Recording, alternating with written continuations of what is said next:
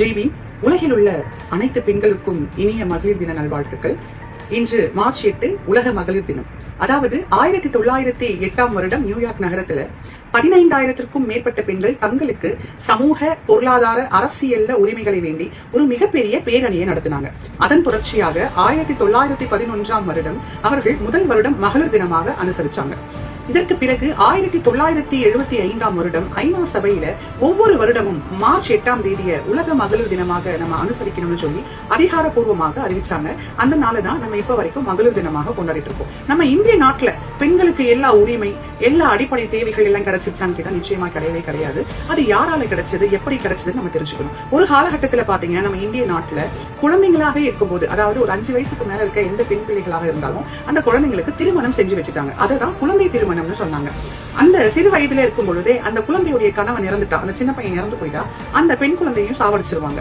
அதுதான் சதி என்னும் உடன்கட்டை ஏறுதல் அப்படின்னு சொல்லுவாங்க. அது குழந்தைகளுக்கு மட்டும் இல்ல, பெரிய பெண்கள் வரைக்கும், வயதானவர்கள் வரைக்கும் எல்லாருக்கும் இந்த சிஸ்டம் தான் இருந்தது. உடன்கட்டை ஏறும் சிஸ்டம். உன் புருஷன் செத்துட்டானா நீயும் உன் புருஷன் கூடயே சேர்ந்து அவன் கட்ட கூட நீயும் எரிஞ்சிரு அப்படின்னு சொல்லுவாங்க. அதற்கு பிறகு கொஞ்சம் காலம் மாறி அவர்களுக்கு மொட்டை அடிச்சு வெள்ளை புடவை கொடுத்துட்டு வீட்டுல ஒரு மூலையில உட்காந்துடணும் சொல்லிட்டு ஒரு அபசகுணம் அப்படின்னு ஒரு ஸ்டாம்பிங் பண்ணிட்டாங்க. சோ இது போன்ற நிலைகள் எல்லாம் இருந்துச்சு.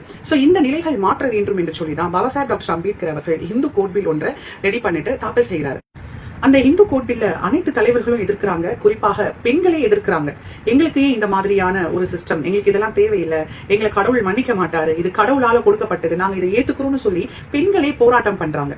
ஆக இப்படி ஒரு நிலை இருக்கும் பொழுது இந்த நிலையை மாற்ற வேண்டும் சொல்லி தொடர்ச்சியாக போராடி இந்திய அரசமைப்பு சட்டத்தின் மூலமா எங்க ஃபெயிலியர் ஆனாரோ அதை இங்க சக்சஸ் பண்ணி காட்டினாரு பாபா சாஹேப் டாக்டர் அம்பேத்கர் அவர்கள்.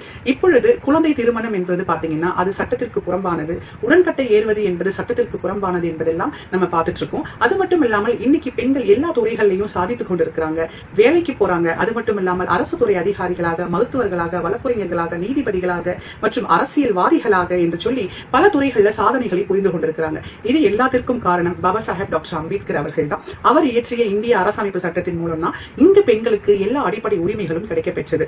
இன்று தேர்தலில் போட்டியிட்டு இந்த நாட்டை ஆள்வதற்கான உரிமைகளும் பெண்கள் பெற்றிருக்கிறார்கள் என்றால் அதற்கு காரணம் பாபா சாஹேப் டாக்டர் அம்பேத்கர் அவர்கள் தான். இந்த நாளில் பாபா சாஹேப் டாக்டர் அம்பேத்கர் அவர்களுடைய நினைவுகளை நாம் போற்ற வேண்டும். அது மட்டும் இல்லாமல் இங்கு நம்ம இந்திய நாட்டில் முதல் பெண் ஆசிரியரான சாவித்ரிபாய் பூலே அவர்களையும் மற்றும் நம்முடைய பாபா சாஹேப் டாக்டர் அம்பேத்கர் அவர்களை இந்த உலகிற்காக தியாகம் செய்த தியாகத்தாய் ரமாபாய் அவர்களையும் மற்றும் இன்னும் பிற அனைத்து பெண் தலைவர்களையும் இந்த நன்னாளிலே நாம் நினைவு கூற வேண்டும். நன்றி, வணக்கம். ஜெய் பீம், ஜெய் பாரத், ஜெய் சமத்துவ தலைவர் அண்ணன் ஆம்ஸ்ட்ராங்.